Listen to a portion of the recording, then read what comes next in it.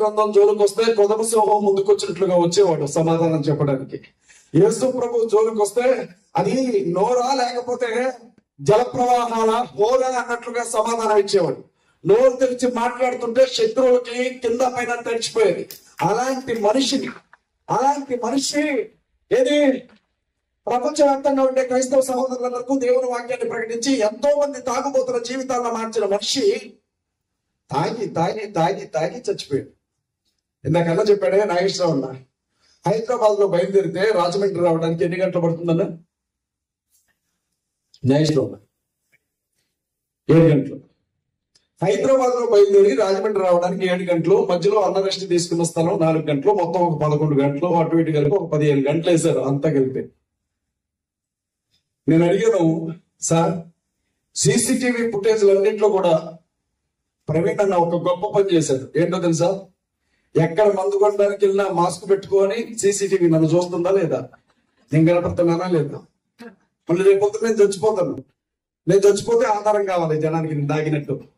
ఖచ్చితంగా సీసీటీవీ. కొంతమందికి కెమెరా పిచ్చి ఉంటుంది, కెమెరా ఎటుంటే అక్కడికి వెళ్ళి నిలబడతారు. ప్రవీణ్ అన్న పాపం చచ్చిపోయేటప్పుడు మనం కన్ఫ్యూజ్ కాకూడదు, మనకి ఎలాంటి ఇబ్బంది ఉండకూడదని కెమెరా ఎక్కడుంటే అక్కడికి వెళ్ళి ఫోన్ పే చేయటం, లెక్కల బాటలు కొనుక్కోవడం, చూసాడో లేదో అని 2-3 సార్లు చూసుకోవడం. పాపం పెట్రోల్ బంక్ దగ్గరికి రాగానే మళ్ళీ అక్కడ ఎక్కడ కాస్తువా, ఎక్కడ కెమెరా చూస్తూ ఉంటుందో అక్కడికి వెళ్ళి బండిని ఊపడం. రామవరంపాడుకి వచ్చాడు. రామవరంపాడు జంక్షన్ లో 4 గంటలు పాపం పడుకున్నా ఉన్నాడు.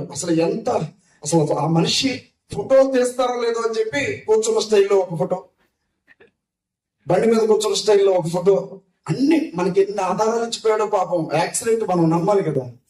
నేను అడిగాను ఒకటే మాట, సార్ రాజమండ్రిలో పెద్ద ఎత్తున మీటింగ్ జరుగుతూ ఉంది, నేను మాట్లాడుతూ ఉన్నాను, నాకు కొంచెం లో బీపీ ఉంది, కళ్ళు తిరిగాయి, నేను పడిపోతుంటే మా వాళ్ళు పట్టుకొని పక్కకి తీసుకొచ్చి చుట్టూ మా మట్టి ప్రసాద్ కూడా వాళ్ళని నా మీద ఏగవాళ్తే ఒక్కోసారి ఏగని కొట్టపోయి నన్ను కొడతా ఉంటాడు. చుట్టుపక్కల జలాన్ని అని చెప్పి ఆ ఒంటి మీద ఉండే కోటు తీసేసి మొహం తీసుకుంటా నీళ్ళు జల్లి ఇంత చేశారు.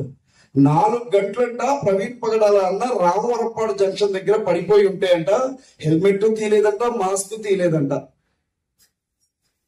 అసలు చూసారా, హెల్మెట్ కోసం మాస్క్ కోసమే చచ్చిపోయినట్టుంది ప్రవీణ్ పగడాల అన్న. అన్ని గంటలు, చివరికి 4 గంటల పాటు హెల్మెట్ తోనే పడుకున్నాడంట అన్న. ఇంకొకసారి హత్య అంటే ఈపులు బయలిపోతాయి ఒక్కొక్కరికి. ఐజీ గారు చెప్పారు, నమ్మమని. నమ్మరా మీరు? ఇది ఖచ్చితంగా యాక్సిడెంటే, మీరు నమ్మాలా?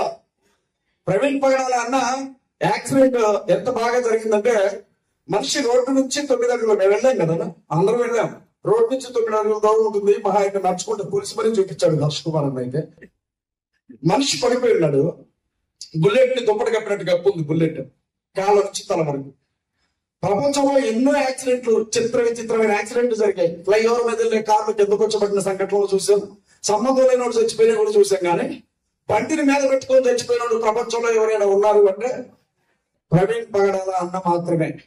అంత చక్కని చావు ఇంకెవరికి రాదు. మీకు తెలుసా, ఆయనకి ఎప్పుడు కూడా ఇక్కడ ఒక స్పెట్స్ ఉంటుంది. బండి మీద జర్నీ చేసేటప్పుడు కళ్ళకి స్పెట్స్ పెట్టుకొని వెళ్తూ ఉంటాడు. చాలా దూరం వెళ్ళిపోయిన తర్వాత కూడా స్పెట్స్ తీయలే ఆయన.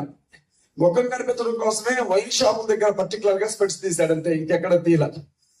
ఆ బండి మీద పడేటప్పుడు కళ్ళజోడు ఎక్కడ ఇరిగిపోతుందో కష్టపడి కొనుక్కున్న కళ్ళజోడు అని చెప్పి పాపం ముందు ఆ బండి వచ్చి గాలిలో ఎగిరి వచ్చిందంట. మరి నాకు తెలియదు ఆ విషయం, పోస్ట్ మార్టం రిపోర్ట్ లో చెప్తుంటే చూసా. ముందు మనిషి పడ్డాడంట, తర్వాత బండి ఎగిరిందంట. బాలకృష్ణ సినిమానే ఏమన్నా సుమో ఎగిరినట్టు ఎగరడానికి. బండి ఎగిరించలోపే ఇక నేను చచ్చిపోతున్నాను అందమైన ప్రవీణ్ అన్న కళ్ళజోడు తీసి జాగ్రత్తగా మడత పెట్టి పక్కన పెట్టి, మాస్క్ తీసి జాగ్రత్తగా పక్కన పెట్టి, వాటికి బాయ్ చెప్పి చచ్చిపోయాడు బండి మీద. మనిషి చంపారు. ముందు మాట్లాడితే కేసులు పెడతా ఉంటున్నారు. ఇప్పుడు ఆయన వ్యక్తిత్వాన్ని చంపుతున్నారు. మీకు తెలుసో తెలీదు, నాకు వచ్చిన అనుమానం, సహజంగా అనుమానాలు వస్తుంటాయి కదా. ఆ రోజు ప్రవీణ్ అన్న చనిపోయారు అన్న విషయం కావాలలాగా అన్ని రాష్ట్రాలకి పాకింది. అందరూ కూడా ఏమై ఉంటుంది ఏంటి అని టెన్షన్ లో ఉన్నారు.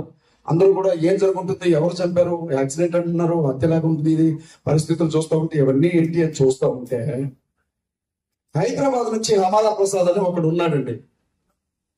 చిరంజీవి స్వామికి గురువు గారు హమారా ప్రసాద్. చిరంజీవి స్వామికి, పరిపూర్ణానంద స్వామికి గురువు గారు అనమాట. రామారావు ప్రసాద్ అంటారు ఆయన్ని. చాలా తెలివి కలిగిన వ్యక్తి, జ్ఞానం కలిగిన వ్యక్తి. ఇంట్లో కూర్చొని స్టేట్మెంట్ ఇచ్చాడు. ఏంటో తెలుసా? అప్పటికి ఇంకా పోలీసులు రాలా, యాక్సిడెంట్ జరిగిన స్థలానికి వెళ్ళా, ఆ స్థలం చుట్టూ ఏ విధమైనటువంటి రిబ్బన్లు కట్ల, ఇంకా అక్కడ ఏం జరిగిందో ఎవరికి తెలియదు. అసలు ఆ మనిషి డెడ్ బాడీని ఇంకా పూర్తిగా తీసుకొని హాస్పిటల్ దగ్గరికి రాలా. అప్పుడు వీడు ఏ స్టేట్మెంట్ పెట్టాడో తెలుసా? కడుపు నిండా తాగి చచ్చిపోయి ఉంటాడు, పోస్ట్ మార్టం రిపోర్ట్ కూడా అదే వచ్చింది చూసుకుంటా అన్నాడు. నేను అడిగాను, ఎరా నువ్వు మా అన్న ఎప్పుడు తాగారా, ఎక్కడ తాగారా అని అడిగాను నేను. ఖచ్చితంగా ఆ మనిషి తాగి చచ్చిపోయాడు అంటున్నావు కదా, నువ్వు మా అన్న ఎప్పుడైనా బార్ షాప్ లో కూర్చొని తాగారా అని అడిగాను. వాడు అలాగే అన్నాడు, కరుణాకర్ సుబ్బున అలాగే అన్నాడు, లలిత్ కుమార్ అలాగే అన్నాడు, ధర్మార్గం భాస్కర్ రాజు అలాగే అన్నాడు, పార్వతక్క అలాగే ఉంది. ఇక ఒక్కళ్ళేంటి? నా అనుభవం ఏంటంటే, మనిషి చనిపోయినటువంటి విషయం ఇంకా కుటుంబానికి కూడా పూర్తి వివరాలు తెలియకముందే తాగే తాగే తాగే తాగే యాక్సిడెంట్ చచ్చిపోయాడని మొదటి రోజే వీళ్ళు చెప్పారు. ఎంత జాగ్రత్తగా స్కెచ్ గీసి ఉంటారో ఒక్కసారి ఆలోచించండి. చివరికి పోస్ట్ మార్టం రిపోర్ట్ లో ఏం చెప్పారు? తాగి తాగి తాగి తాగి మళ్ళీ తాగి, ఒక్క తాగి కాదు, 2 తాగులు కూడా కాదు, 3 తాగులు తాగి తాగి తాగి యాక్సిడెంట్ అయి చచ్చిపోయాడు. నేను చెప్తా ఉన్నా, దేవుని శాపము ఆయన రక్తం ఒలికించినటువంటి స్థలాన్ని వదిలిపెట్టదు చెప్తున్నాను నేను. ప్రవీణ్ పైడాల యాక్సిడెంట్ వెనక ఉన్నాడు, వాడికి కూడా కుటుంబం ఉంటుంది అనే విషయాన్ని మర్చిపోదు. వాడికి భార్య ఉంటుంది, వాడికి బిడ్డలు ఉంటారు, వాడికి తల్లిదండ్రులు ఉంటారు, వాడికి కుటుంబం ఉంటుంది. మనిషి ఏమి చేయలేకపోవచ్చు. ఆ రోజు కయ్యని చేతుల్లో చనిపోయిన హేబేలు రక్తము మారపెట్టినట్లుగా ప్రవీణ్ అన్న రక్తము కూడా మారపెట్టే ఉంటుంది.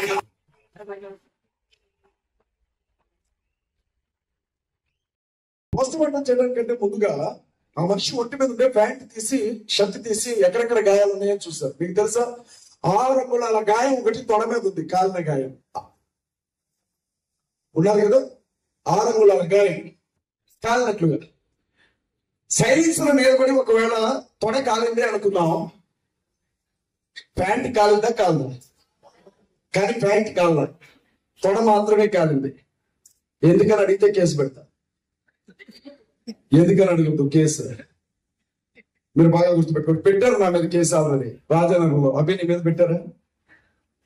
అభికి కూడా వచ్చాయి ఆల్రెడీ కాల్స్. ఎందుకని అడుగుతారండి? అమ్మా నమ్మండి అంతే. చెబుతున్నాను, నమ్మాలి మీరు.